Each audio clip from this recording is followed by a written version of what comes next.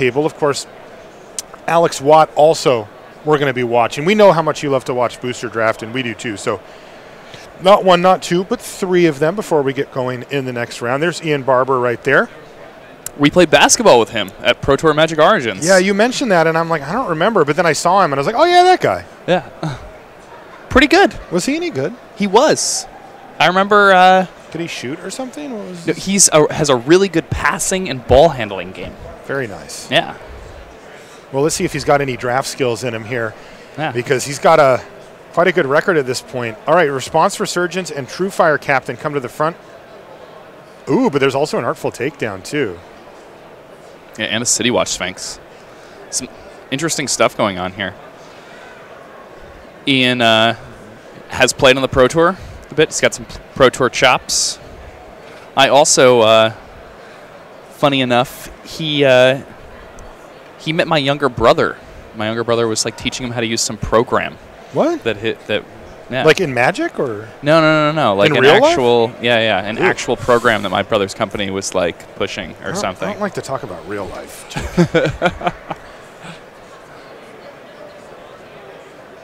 So he's going to take Response Resurgence. All right. In response, how do you response? I guess you just say that. It's a little weird. Gateway Plaza is a card he pulls to the front now. This pack way worse than the one that he opened. Sworn Companions. Oh, there's a deadweight in there too, though. Yeah, and Ian does not have to be committed to white or to anything at this point.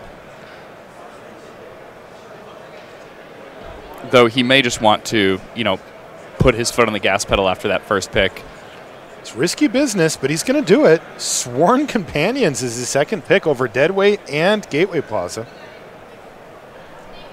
Gutsy. Yeah. And these types of decks can be interesting. If you end up with a few cards like, an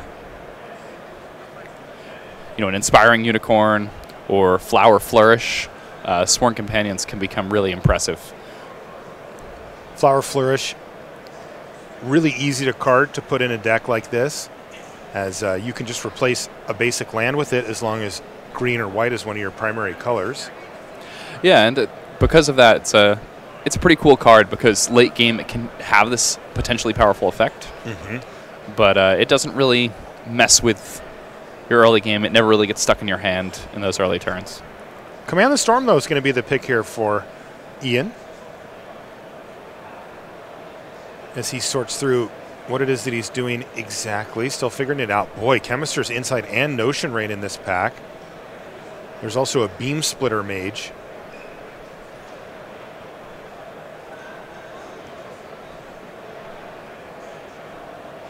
Yeah, so I think Ian at this point is thinking to himself, okay, I'm moving into Izzet.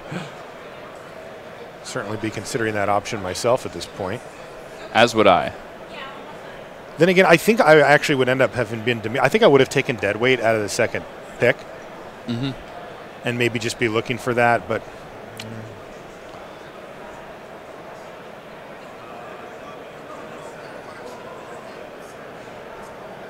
here's a Goblin Electromancer, and that's a fine 2-drop. Normally when you're playing limited, that type of effect comes up very, very rarely. But in this set, I found that I often get at least 1 free mana out of it. The Izzet deck is spell-centric enough that you usually are playing, like 9 to 11 spells in your deck that have their cost reduced by Goblin Electromancer. And when that's the case, it becomes a really relevant ability. Ian, there was a Wojak Bodyguard in that last pack, but he has clearly decided that this is the direction that he wants to go. Chance for Glory, not really where you want to be. It's also a mythic rare, so you may have not played with it yet. Not know he does have the Response Resurgence. What? He took it? That's the card I think it is, right? The Lose the Game one? It is. It is the Lose the Game card. Wow, maybe he's got a read on it. I've seen that card in hand for a player. I couldn't even cast it because they just would lose. Boy, situationally that card can just steal a game, but man, that's a risky one. He's crazy. He is crazy. It's so crazy that it just might work. I mean, do you know what grade we gave that card in the set review? I'd say a D. A little lower. You gave that an F? Yeah. Really? Yeah. I just don't think you should ever put that. I mean, how do you put that card in your deck? I'm not talking about Boros Guildgate, by the way. Or that one. It's unplayable. You think it's just stone unplayable? Yeah, definitely. I think there are a lot of situations where you want that card. Yeah, they're all when you're winning. Yeah, exactly. When you're winning, it's like one of the best cards you could have. Shuts the door. But that's really low value to me. Yeah, I can buy that. I can. And when you're losing, you can't cast it. Yeah, that's also true. That is crippling. Like, it does absolutely nothing. Like if you're winning or if you're losing. Here's a. By the way, this is 3 Boros Guildgates in a row for Ian while we're chatting. But here's my contention: in Boros decks, from the beginning of the format to the end of the format, if you took that card out and replaced it with Sure Strike, the decks with Sure Strike would win more than the ones with that Chance for Glory in it. I agree with that. Okay, so Sure Strike is a replacement level common that you pick up 7th or 8th pick. Not a big fan of the Chance for Glory. Let's just put it that way. Yeah. Though, sometimes all you need is a chance. Nothing here for Ian Barber, but this is the last few picks, so he's not really expecting a whole lot.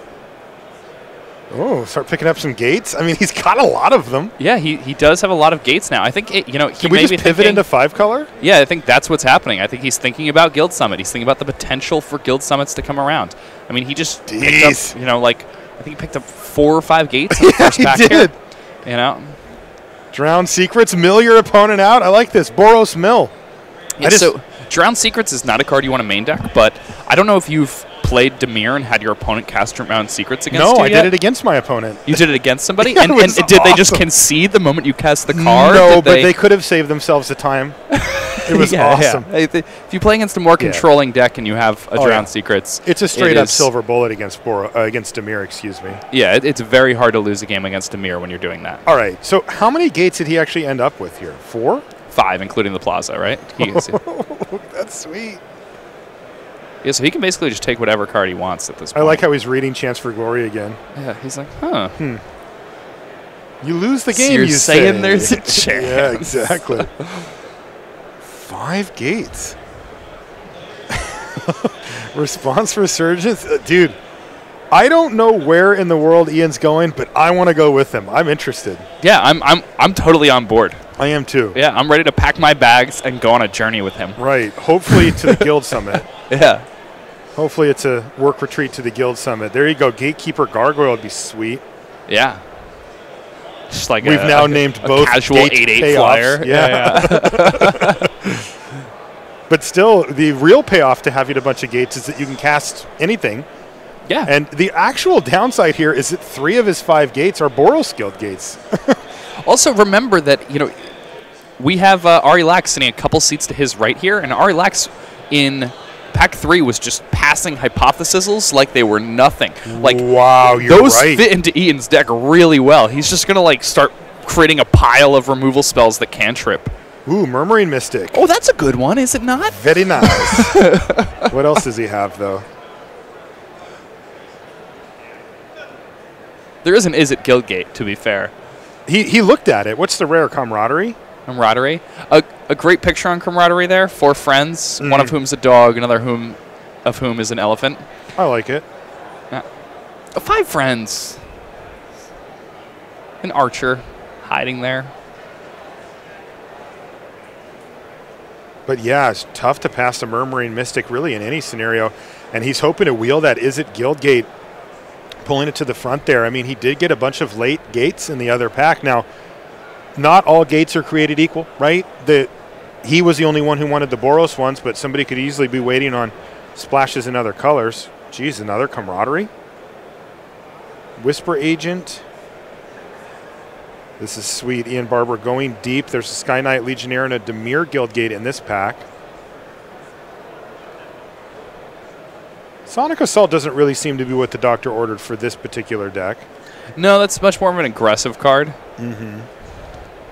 And Camaraderie is powerful. It is, especially if you can create a board stall. He you know, I'm not sold on him not just being a 5-color deck at this point. I'm not either, except for that Camaraderie's like fairly off color. He doesn't have any green sources outside of the what's it called? Yeah. The Gateway Plaza. And also, I don't think he has very many creatures in his deck at all right now.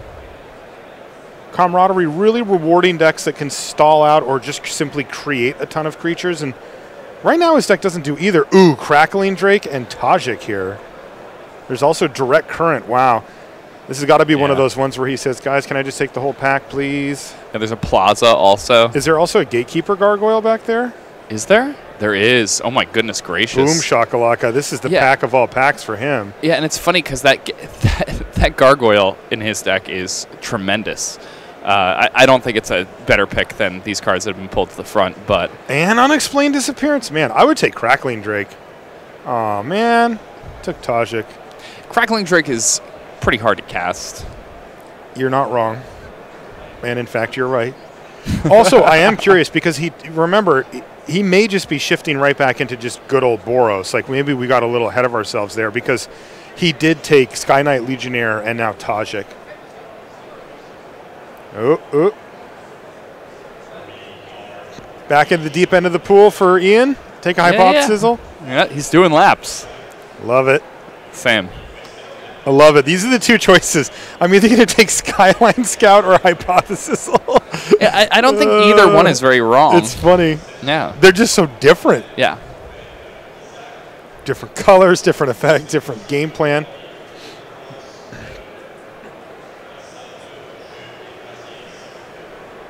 I'm enjoying this.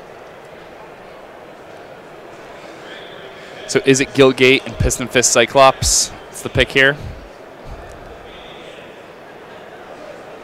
If he's going to be Boros with like a little bit of blue for Hypothesizzle or whatever, then Izzet Guildgate certainly goes up a lot. Also be solid 3-color. It's also quite good. I don't know, man. I really worry about the mana for those. Like, I don't know. I find myself playing 4-color decks and being fine. But Boros Izzet? Boros-based Izzet with a bunch of gates? That's where we want to be? That's fair. It just makes me nervous.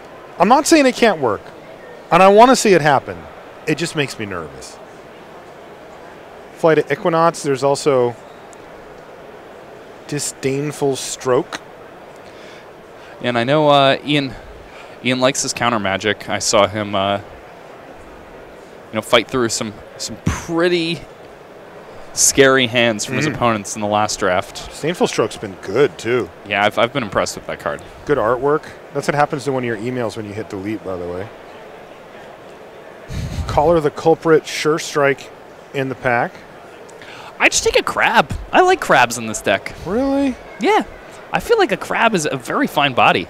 Huh. Delicious. You know? Well, you can't have both. You can either block with it or eat it, but you can't. It can't be delicious while blocking. Well, I mean, I can, block with it a couple times, and then after I win my game of Magic with my Wishbone Crab, then I can eat it. That you can do. Yeah. It's just the simultaneous part that's the issue. Fire Urchin is going to be the pick. Yeah. All right, well, I mentioned I was a little nervous about being 3-color kind of aggro-ish, Boros / Izzet, but that's exactly what he's doing. So we get a chance to see it here. The big question mark is his mana. He has 3 Boros Guildgates already, so probably can't be too terrible.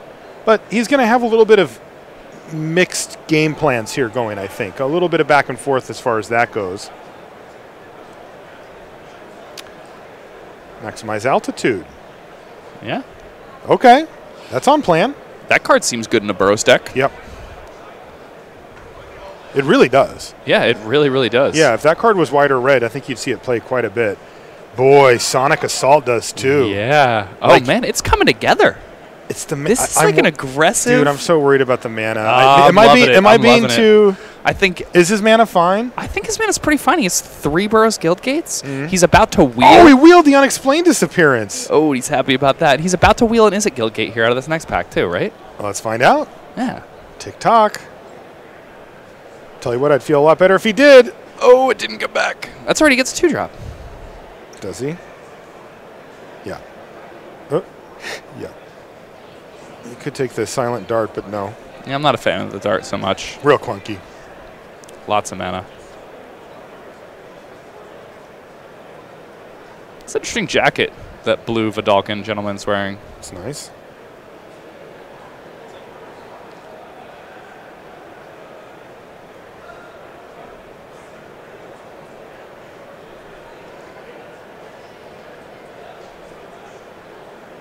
Okay, last few cards out of pack number 2 here.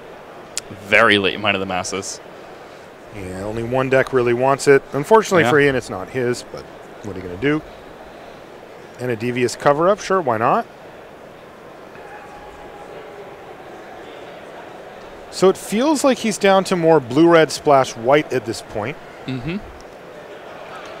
Splashing white for Tajik. The other half of Resurgence. Sky Knight Legionnaire. Sky Knight Legionnaire. And if that's the case, Collar the Culprit. well, he's got the 3 Boros guildgates, so that splash actually is not too bad anyway. But it does feel like he's starting to solidify himself more in the Izzet side of things.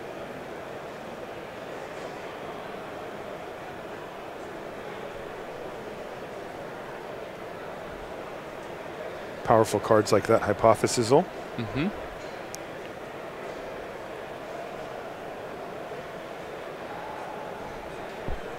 So what does the game plan look like? Because, like, right now you look at this pile, and it's like, roughly speaking, Jeskai good stuff, right? It's Yeah, I mean, his deck is not as focused as he would like. If he wants to make his deck more aggressive and include cards like the Sonic Assault and whatnot, then he's really going to need a lot of help out of this third pack. He's going to need to pick up more Cyclopses. He's going to need more 2-drops. That's going to need to happen. If he wants this deck to turn into a more controlling deck, he's going to need, like another copy of Murmuring Mystic or some like really high quality card like that that's hard to get past. okay. The thing is that I think that he's got an escape hatch in either direction. Like right now, his deck looks really, all over the place. It's right. Game plan wise. Exactly. He can play all his cards. He's going to have enough playables no matter how you cut it, unless things go really, really bad for him. But right now, I think this third pack will dictate whether or not he's going to be a more aggressive or more controlling player. What I think is going to end up happening here is that he's going to lean even further into Izzet. Like I just feel like the majority of his cards are Izzet cards, and they're really good. And he wants to try to take advantage of those more. Rampaging Monument he has pulled to the front. What are his other options here? I like Rampaging Monument a lot in his deck. His deck is just a pile of gold cards. Mm-hmm. Right, this thing is quickly going to upgrade to a 4/4 for 4 mana, which is a great deal. With Trample. And has Trample, yeah. And then every turn beyond that, it can potentially get pumped up more and more.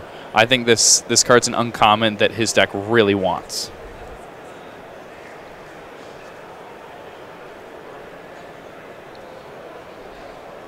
And the other thing is that Rampaging Monument fits really nicely into either direction that his deck could go. If he wants to be a more controlling deck, the card's still great. If he wants to be a more aggressive deck, the card is incredible. So, pretty nice place to be. Another Sonic Assault at the back, but he's found a little bit of curve action here with the Goblin Banneret and the Electrostatic Field as a 1 or a 2-drop for him. And then maybe hope to wheel that Izzet Guildgate this time. This is a little earlier in the pack than the other one. Wow, he's thinking about this Banneret. Yeah, he wants to be Izzet aggro, I think. Yeah. Now this seems fine to me. Yeah, so picking a direction here. Does feel like he's going to really want to pick up a couple more, like you said, Cyclops or maybe a wee Dragonauts or some other way to get into big hits, but A wee Dragonauts would be great in his deck.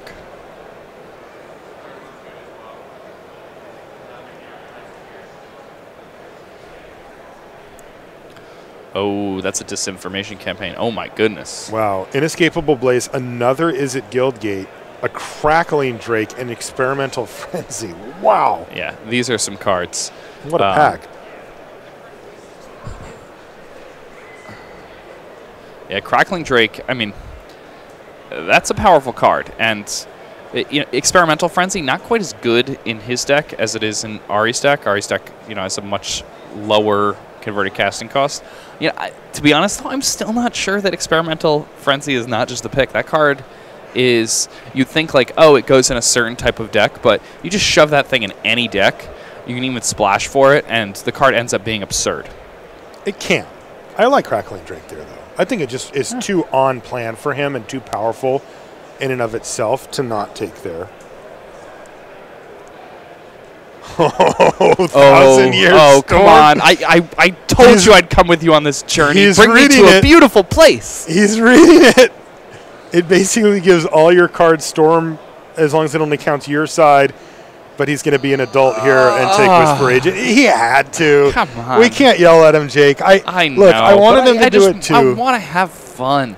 I want to watch Thousand Year Storm go off. But he's got a lot of jumpstart cards. He wants to win himself a Grand Prix. Yeah, I would much rather Ian win a Grand Prix than me have a little bit of fun. Yeah. I mean, you would have taken the Whisper Agent there too, right? Yeah, I definitely would have taken the Whisper Agent. Right. I'm just being clear. Yeah, and here he's already got a copy if he wants it. Yeah, he's already got a copy of Sonic Assault. I think he does just need more guys. I would take Ornery Goblin in this spot. Not Ian. Yeah, it is also, you know, you have to remember you're sitting there. You're not allowed to look at your picks. And Ian may think that the Sonic Assault is the better pick there. And I might be wrong. Invert, Invent. There's a hypothesis, though. Yeah, Invert, Invent. Search up 2 spells for him later stages of the game. I like just taking a hypothesis, though. Same. I think it's just it's oftentimes a 2 mana or a 2-for-1 removal spell. Mm-hmm.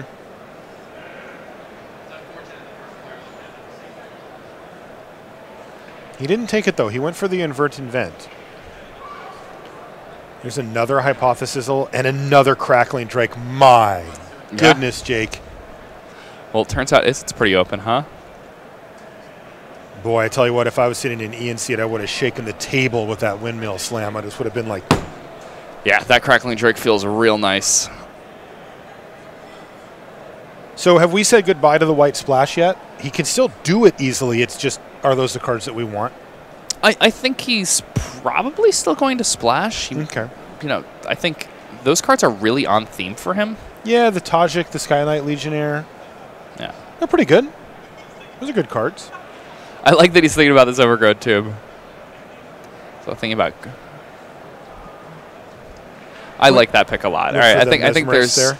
Yeah, there. You know, you find yourself in a situation where, you know, Ian very clearly likes more controlling decks, and he has to physically prevent himself from taking the crab there, and I appreciate that because I would have had to do the same thing. I just, you know, you have to practice restraint.